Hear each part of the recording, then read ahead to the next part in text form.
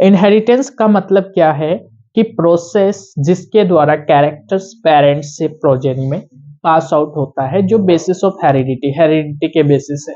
Dog का offspring भी dog ही है, बट डॉग में कलर का डिसिमिलरिटीज हो जाना, या हाइट का डिसिमिलरिटीज हो जाना, या आई का डिसिमिलरिटीज हो जाना।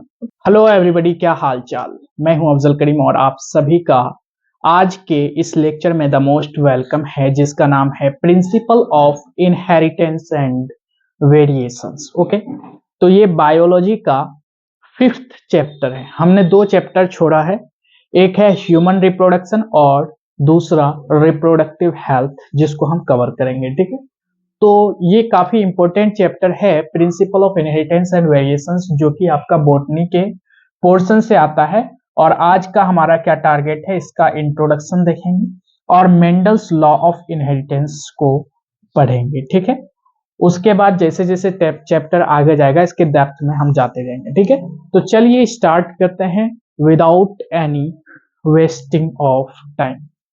ओके, फर्स्ट ऑफ ऑल अगर हम बात करते हैं कि principal of inheritance and variations, यहां पे 2 टर्म्स है, एक है इनहेरिटेंस और एक है क्या, वेरिएशंस। इनहेरिटेंस एंड वेरिएशंस, इसको समझने से पहले हम ये समझते हैं कि अगर हम एग्जाम्पल के लिए कोई एलिफेंट है, ठीक है, और ये एलिफेंट जब नया बेबी जन्म देगा, बर्थ करेगा, तो किसको बर्थ करेगा? बेबी एलिफेंट को, बेबी एलिफेंट को। आप तो बोल देंगे बेबी एलिफेंट को, बट व्हाई? बेबी एलिफेंट को ही क्यों जन्म देगा? Why not baby dog? Why not baby dog? Why not baby cat? क्यों नहीं? क्यों नहीं? हो सकता है ना, पॉसिबिलिटीज, मतलब ऐसे दिमाग में ख्यालात आ सकते हैं कि व्हाई नॉट बेबी लायन, यानी एक एलिफेंट जो नया ऑफस्प्रिंग को प्रोड्यूस करता है, उसका ऑफस्प्रिंग भी एलिफेंट ही क्यों होता है? डॉग क्यों नहीं होता है? कैट क्यों नहीं होता है? लायन क्यों नहीं होता है? या फिर अगर हम देखते हैं कि एक हमारे पास मैंगो का सीड है, और मैंगो सीड हमेशा किसको फॉर्म करेगा? मैंगो के प्लांट को ही फॉर्म करेगा, मैंगो प्लांट को ही फॉर्म करेगा। But why? क्यों? ऐसा क्यों नहीं हो सकता है कि मैंगो सीड से आपका गावा का प्लांट आ जाए, गावा का प्लांट आ जाए? ऐसा क्यों नहीं हो सकता कि मैंगो सीड से आपका एप्पल का प्लांट हो जाए, एप्पल का प्लांट आ जाए? तो आप बोलेंगे सर ऐसा नहीं होता। और इसी नहीं होने के पीछे क्या रीजन है, उसी रीजन को हम इस चैप्टर में एक्सप्लेन करने वाले हैं, बिल्कुल डेप्थ में। ओके, बिल्कुल किसमें? डेप्थ में, कि मैंगो सीड से मैंगो का ही ट्री क्यों फॉर्म होता है, एलिफेंट का बच्चा भी एलिफेंट ही क्यों होता है, इसको हम लोग एक्सप्लेन करेंगे। तो अगर हम ऐसे ही कई सारे क्वेश्चंस हमारे माइंड में आता है कि एलिफेंट से एलिफेंट का बेबी भी एलिफेंट ही क्यों होता है, यानी ऑफस्प्रिंग क्यों आइडेंटिकल होता है पेरेंट्स से? ऑफस्प्रिंग क्यों आइडेंटिकल होता है पेरेंट्स से? Offsprings are identical to their parent. हम लोगों को देखने को मिलता है कि ऑफस्प्रिंग आइडेंटिकल होता है पेरेंट्स से, बट व्हाई? क्यों ऐसा होता है? या फिर कभी कभी आप देखते होंगे कि जो ऑफ स्प्रिंग्स हैं, okay, shows some shows difference in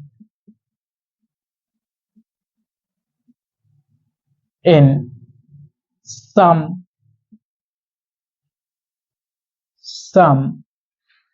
characteristics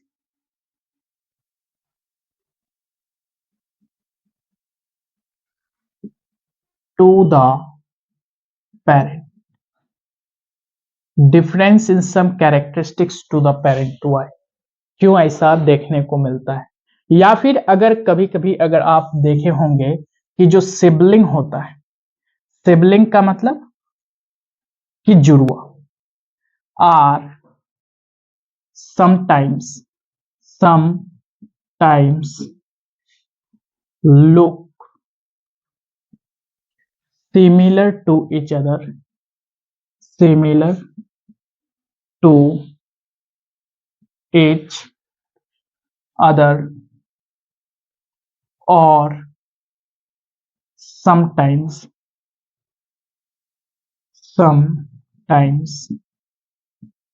not. कभी कभी सिमिलर भी होता है, कभी कभी नहीं भी होता है। तो ऐसा क्या रीजन है कि ये सब इंसिडेंट्स हमको डेली लाइफ इवेंट्स में देखने को मिलता है कि ऑफस्प्रिंग कभी कभी एग्जैक्टली आइडेंटिकल होता है पेरेंट से, या कुछ कैरेक्टरिस्टिक्स में बदलाव होता है, सिबलिंग्स कभी कभी पूरा सिमिलर एग्जैक्टली देखने को मिलता है, या फिर कभी कभी डिफरेंसेस भी देखने को मिलता है। आखिर ऐसा क्यों होता है? इसी का स्टडी जो है, scientifical study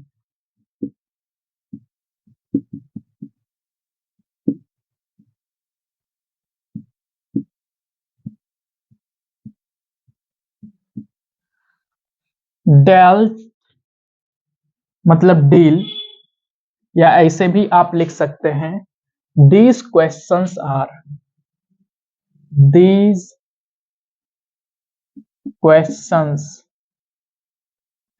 are dealt with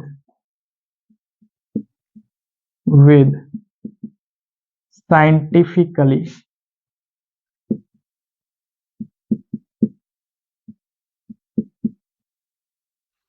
reason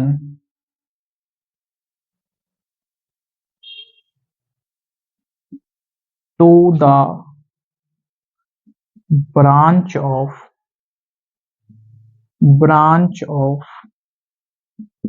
biology known as genetics। इसी ब्रांच को क्या बोलते हैं? जेनेटिक्स बोलते हैं। क्या बोलते हैं? जेनेटिक्स बोलते हैं। बिल्कुल सिंपल है, एक बार अंडरस्टैंड कीजिए कि हम अपने डेली लाइफ इवेंट्स में क्या देखते हैं कि एलिफेंट का बेबी भी एलिफेंट ही होता है। हमारे माइंड में क्वेश्चन आता है, why not the baby of dog, why not baby cat, why not baby lion, या फिर मैंगो के सीड से मैंगो का ट्री ही क्यों आता है, गावा का ट्री क्यों नहीं आता है। हम लोग अपने डेली लाइफ इवेंट्स में क्या क्या देखते हैं, कभी कभी जो है ऑफस्प्रिंग का मतलब जो बेबी प्रोड्यूस हो रहा है, बेबी बर्थ कर रहा है पेरेंट्स से, वो एग्जैक्टली आइडेंटिकल भी हो सकता है, कभी कभी कुछ कैरेक्टर्स में डिफरेंसेस भी देखने को मिलता है, या फिर सिबलिंग्स में हम देखते हैं कभी कभी एग्जैक्टली आइडेंटिकल होता है एक दूसरे के, और कभी कभी डिसिमिलर भी होता है। तो ऐसे चीजें जो हम लोग अपने लाइफ में देखते हैं, इसी को साइंटिफिकल रीजन के तहत साइंस का एक ब्रांच में स्टडी किया जाता है, जिसको आप क्या बोल सकते हैं? जेनेटिक्स बोल सकते हैं। यानी principal of inheritance and variations genetics का पार्ट है। देखिए, अगर हम इसको पूरा डिस्क्राइब करें कि हमारा चैप्टर का नाम क्या है? Principle of inheritance and variation। Okay, variation. Principle of inheritance and variation, यानी इनहेरिटेंस और वेरिएशंस का क्या क्या रूल है, क्या क्या रेगुलेशंस है, उसको हम इस चैप्टर में स्टडी करने वाले हैं। बेसिकली इनहेरिटेंस होता क्या है, एक प्रोसेस है। इनहेरिटेंस क्या है, एक प्रोसेस है। अगर आप लिखना चाहेंगे तो लिख सकते हैं, process by which characters are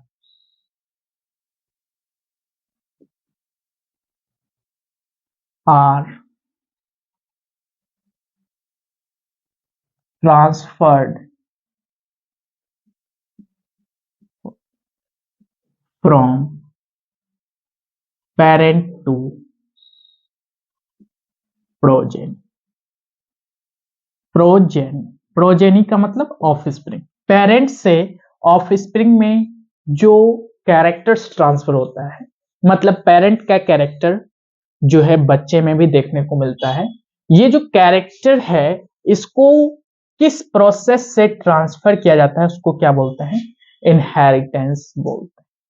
क्या बोलते हैं, इनहेरिटेंस बोलते हैं। और वेरिएशन का मतलब क्या होता है, भिन्नताएं। वेरिएशन भिन्नताएं, अगर हिंदी में हम बात करते हैं तो भिन्नताएं। वेरिएशंस का मतलब भिन्नताएं होता है। भिन्नताएं मतलब बदलाव, क्या क्या चेंजेस है, क्या क्या चेंजेस है। यानी हम इसको बोल सकते हैं changes in parent and progeny. Parent and progeny. Characteristic changes अगर लिखें तो ज्यादा बेटर होगा।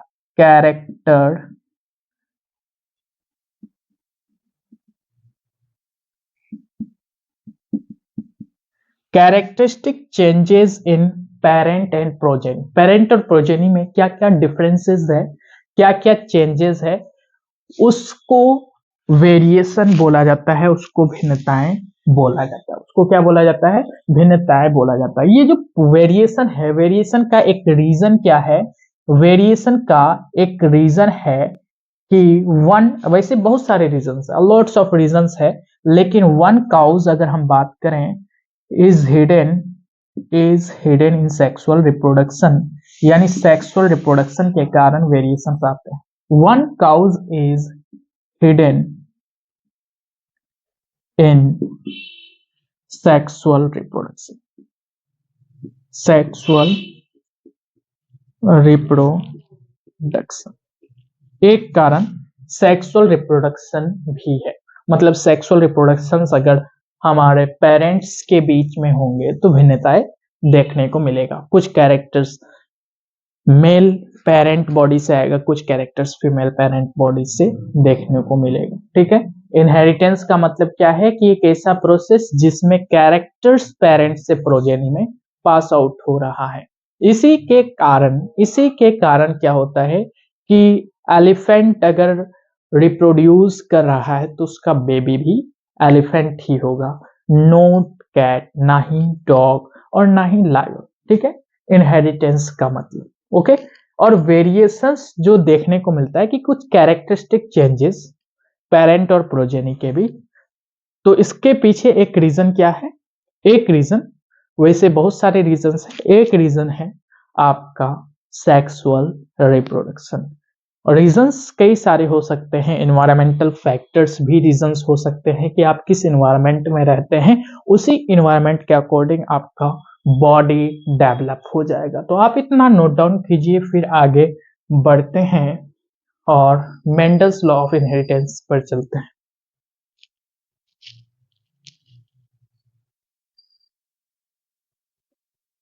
इसको आप बेसिस ऑफ हेरिडिटी भी बोल सकते हैं। इनहेरिटेंस को क्या बोल सकते हैं, basis of heredity. Basis of heredity, basis of heredity, heredity का बेसिस। चलिए, हो गया होगा आई थिंक। चलिए,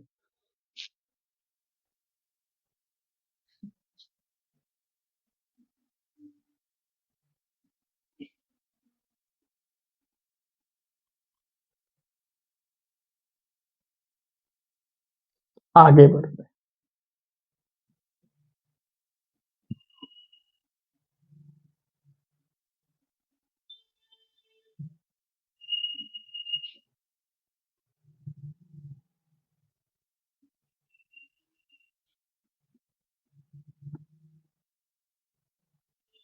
बेसिस ऑफ हेरिडिटी किसको बोलेंगे? इनहेरिटेंस को।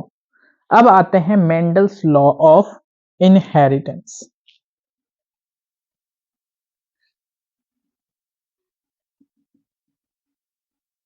Mendel's law of inheritance. Mendel एक साइंटिस्ट का नाम है और वो जो है इनहेरिटेंस पर लॉ दिया है। किस पर?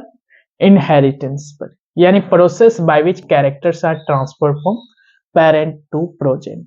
जैसे कि आपका पेरेंट ले लिया गया, पेरेंट ले लिया गया, पेरेंट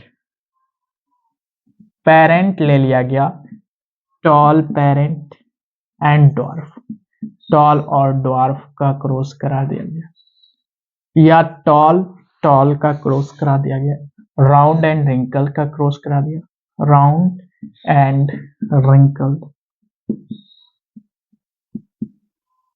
येलो और ग्रीन का करा दिया गया। ये सब क्या है? पेरेंट। तो पेरेंट इनहेरिटेंस का क्या मतलब है कि process by which characters are transferred from parent to progeny.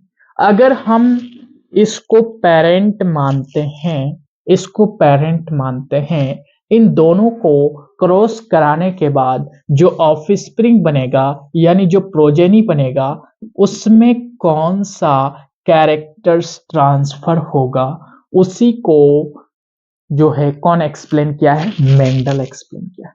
Mendel एक साइंटिस्ट का नाम है, पूरा नाम है ग्रेगर जॉन मेंडल, और मेंडल जी इसी चीज को एक्सपेरिमेंटली बताया है। किसको? इनहेरिटेंस को, और इसके बेसिस पर एक लॉ दिया है। ओके, तो इसका नाम क्या है? साइंटिस्ट का नाम है ग्रेगर जॉन मेंडल। वैसे पूरा नाम अगर याद नहीं भी रहेगा तो नो डाउट, कोई दिक्कत नहीं है। एक साइंटिस्ट है मेंडल, आप ऐसे समझ सकते हैं। मेंडल एक साइंटिस्ट, क्या है? साइंटिस्ट। ग्रेगर जॉन मेंडल, पूरा नाम इसका क्या है? Gregor Johann Mendel, Gregor Johann Mendel. Okay, इसका एक्सपेरिमेंट 1856 टू 1863 यानी 7 ईयर्स तक चलता रहा। तो अगर बात करें कि इसका एक्सपेरिमेंट कब चला था, तो मिड ऑफ 19th सेंचुरी में, 19वीं शताब्दी में, mid of 19th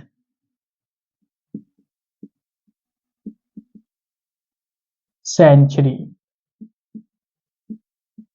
19th century के मिड में, मिड ऑफ 19th सेंचुरी, एक साइंटिस्ट था जिसका नाम ग्रेगर जॉन मेंडल था। क्या था? मेंडल था। और मेंडल ने एक एक्सपेरिमेंट कंडक्ट किया, conducted, okay, experiment, experiment conduct किया, एक्सपेरिमेंट ऑन किस पर? Garden pea plant, garden pea plant पर, गार्डन पी प्लांट पर इन्होंने एक्सपेरिमेंट किया मेंडल ने। और ये जो एक्सपेरिमेंट जो है 7 साल तक चलता रहा, 7 ईयर्स तक चलता रहा। ये एक्सपेरिमेंट 1856 से शुरू हुआ था और 1863 तक चलता रहा, पूरा 7 साल ये एक्सपेरिमेंट चलता रहा। इस एक्सपेरिमेंट में गार्डन पी प्लांट्स को लिया गया था। किसको लिया गया था? गार्डन पी प्लांट्स को लिया गया। इस एक्सपेरिमेंट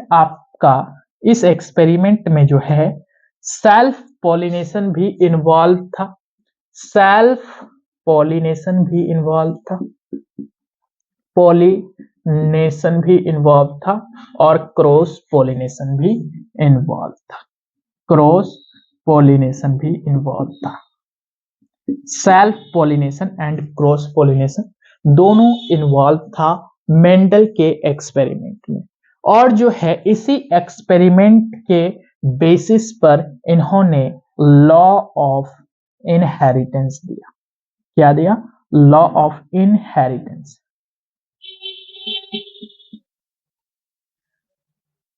लॉ ऑफ इनहेरिटेंस किसको दिया? लॉ ऑफ इनहेरिटेंस को।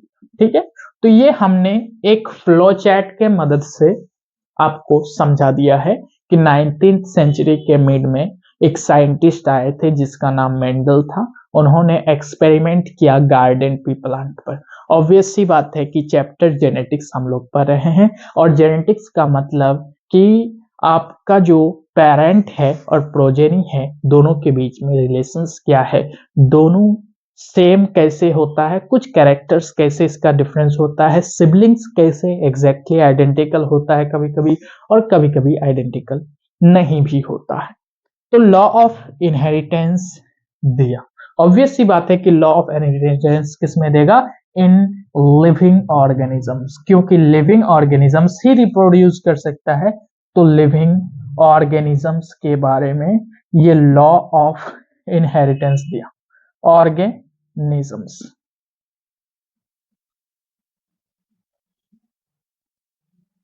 Okay, law of inheritance. ठीक है, आप लोग इतना नोट डाउन कीजिए, फिर आगे बढ़ते हैं कि इसका लॉ में क्या क्या था।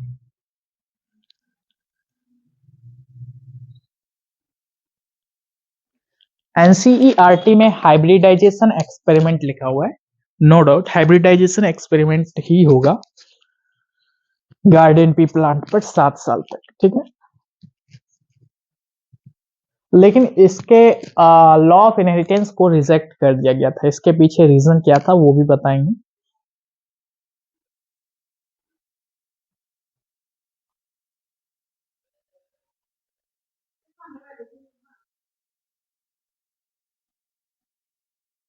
चलिए आगे बढ़ सकते हैं।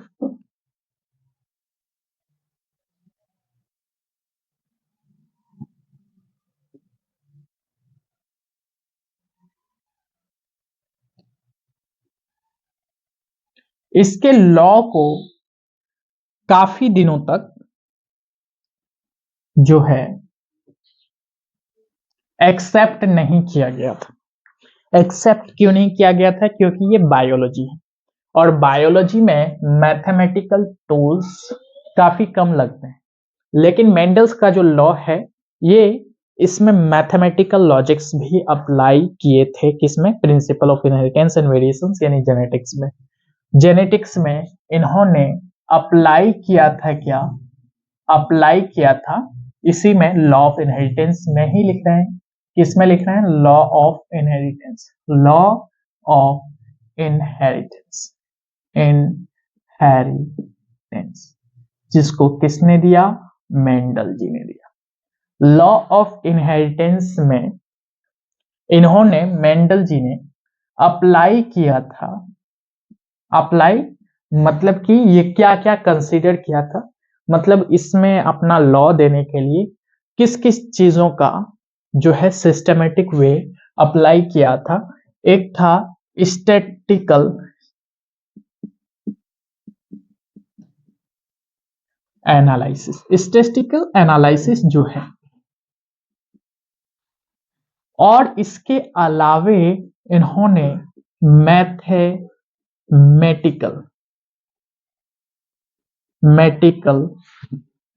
लॉजिक्स का भी एप्लीकेशंस किया।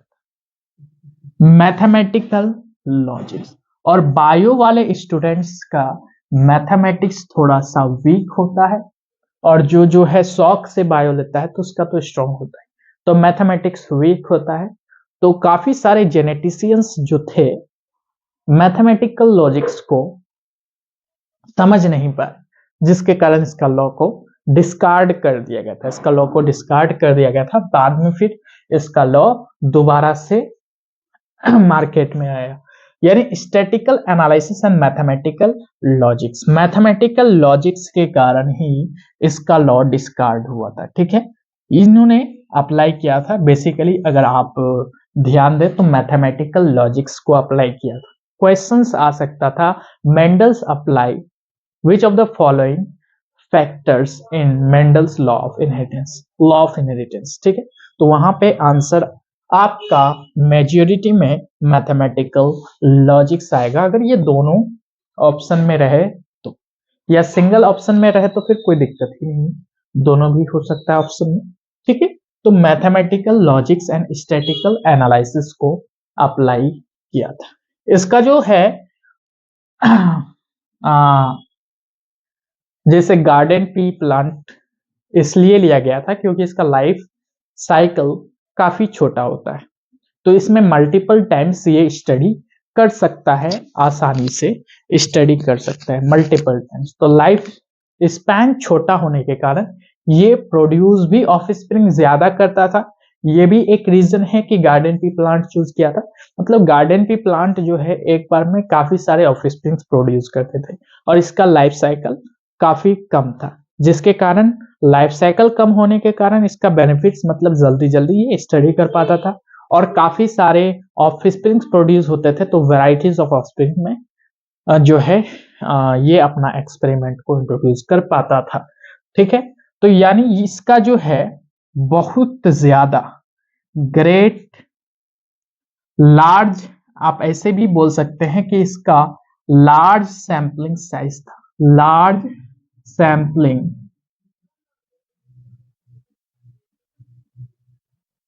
साइज था। लार्ज सैंपलिंग साइज का मतलब कि काफी सारे एक बार में सैकड़ों हंड्रेड्स ऑफ ट्रेड्स को ये जो है एक्सपेरिमेंटल फैक्टर्स में डिनोट कर सकता था। तो लार्ज सैंपलिंग साइज था जो कि क्या करता था, विच गिव्स मोर एक्यूरेसी, जो ज्यादा एक्यूरेसी देने में सक्षम था, more accuracy in their experiment,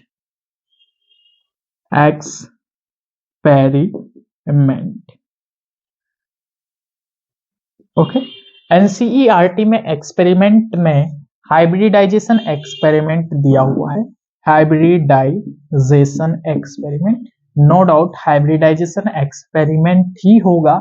hybridisation experiment किया था गार्डन की प्लांट्स में और इसमें टोटल 14 ट्रू ब्रीडिंग ट्रेड्स को यूज किया गया था, ट्रू ब्रीडिंग ट्रेड्स को यूज किया गया था। ट्रू ब्रीडिंग ट्रेड्स क्या होता है, एलिल क्या होता है, आगे के लेक्चर्स में हम जानेंगे। ट्रेड्स का मतलब क्या होता है कि आपका जो है, जैसे कि कोई पर्सन ही मान लीजिए कि टॉल है, कोई पर्सन ड्वार्फ है, ड्वार्फ, कोई पर्सन टॉल है, कोई पर्सन ड्वार्फ है, टॉल ड्वार्फ, ये सब ट्रेड के अंतर्गत आते हैं। जैसे कोई फ्लावर का कलर वायलेट है, कोई फ्लावर का कलर ग्रीन है, वो भी किस में आता है, ट्रेड्स में आता है। ट्रेड्स का मतलब कि वो एक्सटर्नली कैसे अपीयर होता है, कोई भी चीज एक्सटर्नली कैसे अपीयर होता है उसको क्या बोलते हैं, ट्रेड्स बोलते हैं।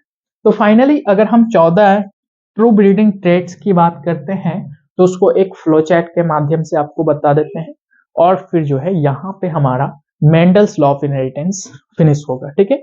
और नेक्स्ट लेक्चर से हम इस चैप्टर को डेप्थ में लेके जाएंगे, तो आप लोग इतना नोट डाउन कीजिए।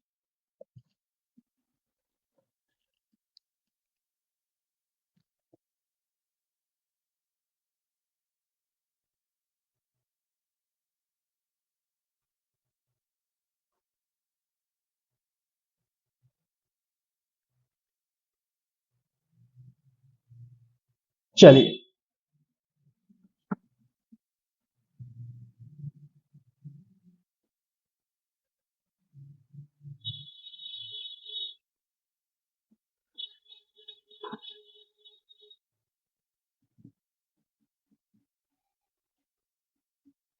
क्या क्या ट्रेड्स था उसको एक बार देखते हैं। मेंडल्स के लॉ में जो है एक है कैरेक्टर और एक है ट्रेट्स, एक क्या है कैरेक्टर और एक है traits.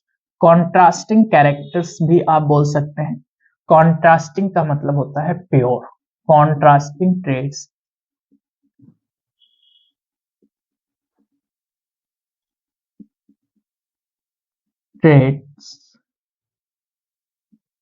used in Mendel's law।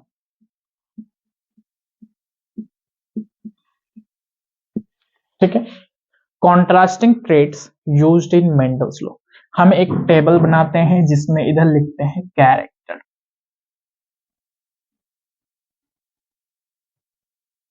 Character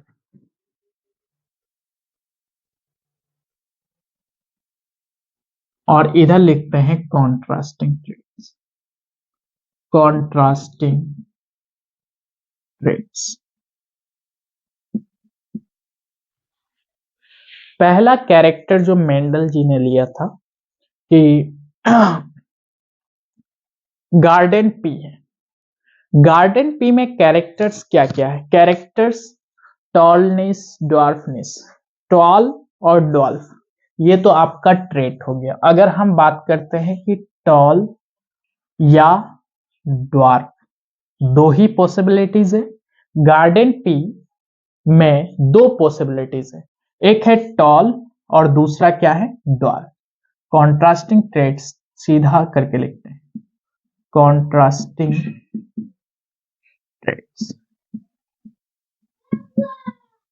traits का मतलब क्या होता है कि कोई भी चीज लंबा है या ड्वार्फ है, टॉल या ड्वार्फ, या फिर आगे राउंड और रिंकल्ड हो सकता है। तो टॉल और ड्वार्फ और कैरेक्टर्स का मतलब होता है कि हम स्टेम की हाइट की बात कर रहे हैं। हाइट में टॉल और ड्वार्फ, किस चीज में टॉल और ड्वार्फ? हाइट में टॉल और ड्वार्फ। ठीक है, इसी तरीके से अगर कोई पूछेगा कि कॉन्ट्रास्टिंग ट्रेट्स 14 है, यस बिल्कुल 14 है। मेंडल्स के द्वारा कॉन्ट्रास्टिंग ट्रेट्स कितना है? 14 है। तो 14 अगर कॉन्ट्रास्टिंग ट्रेट्स है तो उसमें कैरेक्टर्स कितना होगा? हाफ हो जाएगा, 7 हो जाएगा। दूसरा आप ले सकते हैं फ्लावर का colour, flower colour, colour of the flower. Flower का कलर ये कैरेक्टर है, ये क्या है? कैरेक्टर है। लेकिन फ्लावर का कलर कैसा है? वायलेट है कि वाइट है?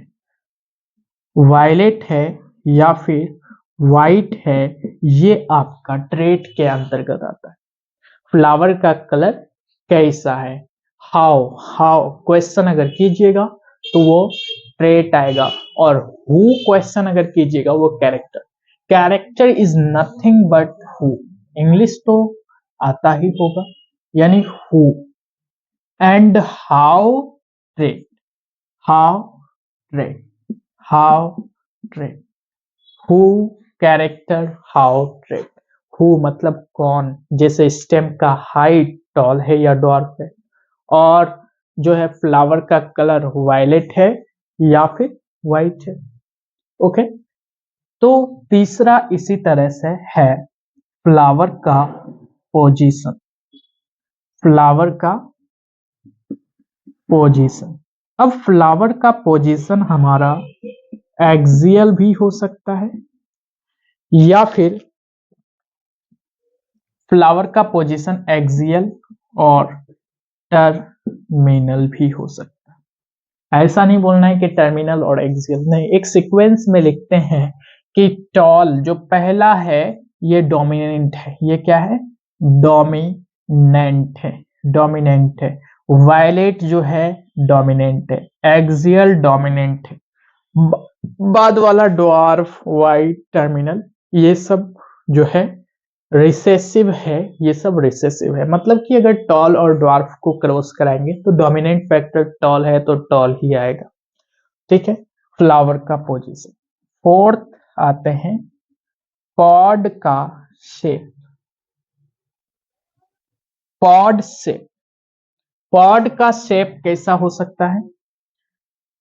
इन्फ्लेटेड हो सकता है, हाँ, या कंस्ट्रिक्टेड हो सकता है। पॉड, जैसे स्टेम का हाइट टॉल और डॉर्क, वायलेट और वाइट, एक्सियल टर्मिनल। इन्फ्लेटेड का मतलब क्या होता है कि जैसे ये हमारा पॉड है तो इन्फ्लेटेड एग्जैक्टली स्मूथली जाएगा, ठीक है। इन्फ्लेटेड मतलब स्मूथ, और कंस्ट्रिक्टेड का मतलब कि ये पॉड है तो हमारा स्मूथनेस नहीं आएगा, हमारा स्मूथनेस नहीं आएगा, ये हो गया कंस्ट्रिक्टेड। तो डोमिनेंट क्या है? इन्फ्लेटेड। रिसेसिव क्या है? कंस्ट्रिक्टेड। नीचे विजिबिलिटी नहीं होगी तो हम इधर लिखेंगे, ठीक है। आप लोग इतना नोट डाउन कीजिए, फिर आगे बढ़ते हैं। और 3 कैरेक्टर्स है और 6 कॉन्ट्रास्टिंग ट्रेट्स है।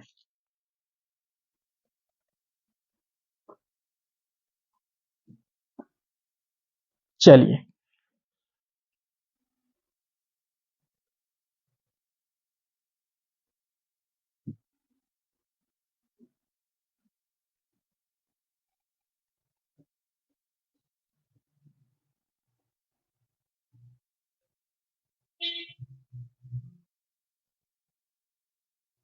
आगे आते हैं।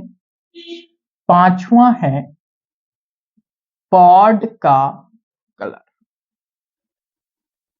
पॉड का कलर यानी पॉड के कलर की बात करें, किसके बारे में बात करें? पॉड के कलर के बारे में बात करें। इसका कलर कैसा होगा? तो इसका कलर डोमिनेंट में जो है ग्रीन होता है और रिसेसिव में येलो होता है। डोमिनेंट में क्या होता है? ग्रीन, और रिसेसिव में येलो होता है। डोमिनेंट में ग्रीन होता है और रिसेसिव में येलो होता है, ठीक है। आगे अगर हम बात करते हैं सिक्स्थ कैरेक्टर की, तो फ्लावर का नहीं, सीड का शेप ले लीजिए। सीड का शेप डोमिनेंट में राउंड होता है। क्या होता है? राउंड। एंड रिसेसिव में रिंकल्ड होता है। सर राउंड का मतलब एग्जैक्टली स्मूथनेस के साथ गोल, और रिंकल्ड का मतलब यहाँ पे स्मूथनेस नहीं देखने को मिलता। तो ये सीड का शेप हो गया।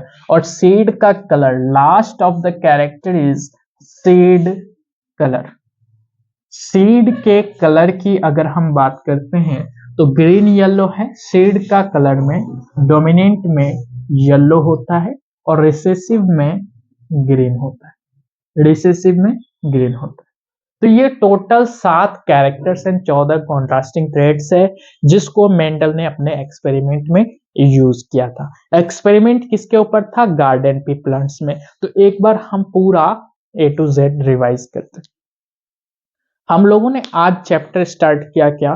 Principal of inheritance and characters. Inheritance का मतलब क्या है कि प्रोसेस जिसके द्वारा कैरेक्टर्स पेरेंट्स से प्रोजेनी में पास आउट होता है, जो बेसिस ऑफ हेरिडिटी के बेसिस है। दूसरा क्या है? वेरिएशन। वेरिएशंस का मतलब होता है कि पेरेंट और प्रोजेनी के बीच में कितने कैरेक्टरिस्टिक्स का चेंजेस है, कितने कैरेक्टरिस्टिक्स का चेंजेस है। जैसे कोई पेरेंट हो सकता है कि काला गोरा है तो उसका ऑफस्प्रिंग्स जो है काला हो गया। कोई पेरेंट का हाइट ज्यादा टॉल है तो उसका ऑफस्प्रिंग्स ड्वार्फ हो गया। तो ये सब रीजंस जिसमें हम स्टडी करते हैं उसको जेनेटिक्स कहते हैं, कि आखिर ऐसा क्यों हुआ कि पेरेंट हमको कुछ और दिख रहा है, ऑफस्प्रिंग हमको कुछ और दिख रहा है। कुछ और कहने का मतलब ये नहीं कि डॉग का जो ऑफस्प्रिंग है वो कैट है, नहीं, डॉग का ऑफस्प्रिंग भी डॉग ही है, बट डॉग में कलर का डिसिमिलरिटीज हो जाना, या हाइट का डिसिमिलरिटीज हो जाना, या आई का डिसिमिलरिटीज हो जाना, मतलब कई सारे फैक्टर्स में डिसिमिलरिटीज जिसमें स्टडी करते हैं उसको जेनेटिक्स कहते हैं। जेनेटिक्स के सबसे महान साइंटिस्ट एक थे Gregor Johann Mendel. Gregor Johann Mendel ने अपने एक्सपेरिमेंट कैसा था? Hybridization experiment. Garden pea plant पर एक्सपेरिमेंट था। 1858 से 1863 तक, 1856 से 1863 तक इन्होंने एक्सपेरिमेंट करते रहा और लॉट्स ऑफ एक्सपेरिमेंट किया जिसके कारण इसको ज्यादा एक्यूरेसी मिले। और इसी एक्सपेरिमेंट के आधार पर इन्होंने लॉ ऑफ इनहेरिटेंस दिया। लॉ ऑफ इनहेरिटेंस में टोटल 14 कॉन्ट्रास्टिंग ट्रेड्स थे और 7 कैरेक्टर्स थे। कॉन्ट्रास्टिंग ट्रेड्स में आपका टॉल और डॉर्फ, जिसका कैरेक्टर क्या है, स्टेम हाइट। कॉन्ट्रास्टिंग ट्रेट में आपका इन्फ्लेटेड और constricted, inflated and constricted, yes. और इसका ट्रेट कैरेक्टर क्या था, पॉड का शेप में। कलर में अगर ग्रीन और येलो मानते हैं तो पॉड का कलर, येलो और ग्रीन मानते हैं तो हमारा सीड का कलर, और कलर में अगर वायलेट और व्हाइट मानते हैं तो ये फ्लावर का कलर है, ठीक है। तो कंफ्यूजन आपका 3 जगह पर क्रिएट हो सकता है कि एक तो फ्लावर का कलर में, कि वायलेट और व्हाइट किस में है, पॉड का कलर है या फ्लावर का कलर है। तो इन तीनों को आपको डेफिनेटली बहुत ही केयरफुल तरीके से याद होना चाहिए, ठीक है। अब इससे रिलेटेड हम कुछ क्वेश्चंस करते हैं ताकि हमको टोटल 100% एक्यूरेसी मिल जाए कि जितना हमने पढ़ा है क्या उतना हमको याद है कि नहीं, ठीक है। चलिए,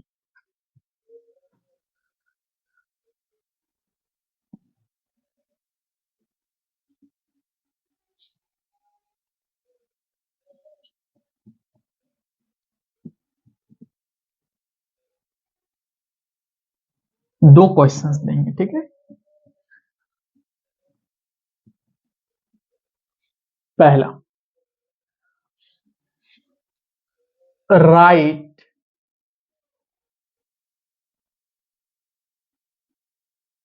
total characters, total characters in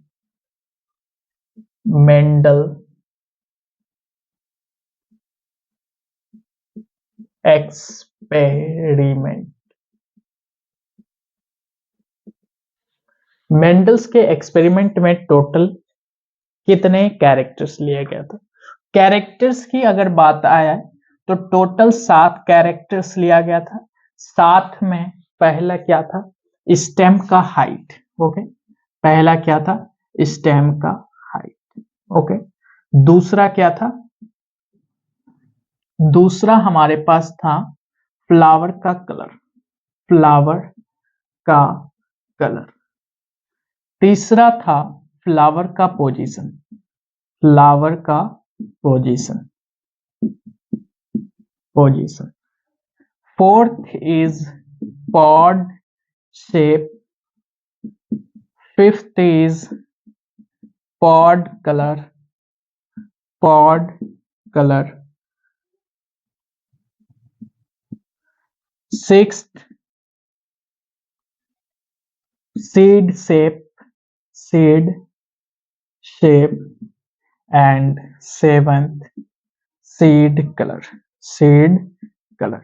ये टोटल आपका 7 कैरेक्टर्स थे। लेकिन अगर ट्रेड्स की बात करें कि ट्रेड्स कितने थे, तो पहला क्वेश्चन यहाँ पे बनता है कि हाउ मेनी ट्रेड्स। तो ट्रेड्स टोटल कितने हैं, 14। कैरेक्टर्स का डबल, कैरेक्टर्स का डबल कहने का मतलब स्टेम का हाइट की अगर बात किया जाए तो यहाँ पे ट्रेड हो जाएगा टॉल या फिर आपका ड्वार्फ, ओके। टॉल या फिर आपका ड्वार्फ, ऐसा नहीं बोलना है कि ड्वार्फ और टॉल, बोल सकते हैं, लेकिन एनसीईआरटी ने एक सीक्वेंस लिखा है कि टॉल आपका डोमिनेंट है, ड्वार्फ रिसेसिव है। फ्लावर का कलर में वायलेट डोमिनेंट है और वाइट रिसेसिव है, ओके। फ्लावर का पोजीशन में एक्सियल डोमिनेंट है और जो है टर्मिनल रिसेसिव है। पोड का शेप में, ओके, येलो नहीं, ग्रीन डोमिनेंट है और येलो रिसेसिव है, ओके। पॉड के शेप में, ओ सॉरी सॉरी सॉरी, पॉड के कलर में ग्रीन डोमिनेंट है और येलो रिसेसिव है। पॉड का शेप में इनफ्लेटेड डोमिनेंट है और कंस्ट्रिक्टेड रिसेसिव है। सीड के शेप में, सीड का शेप राउंड डोमिनेंट है और जो है रिंकल रिसेसिव है, ओके।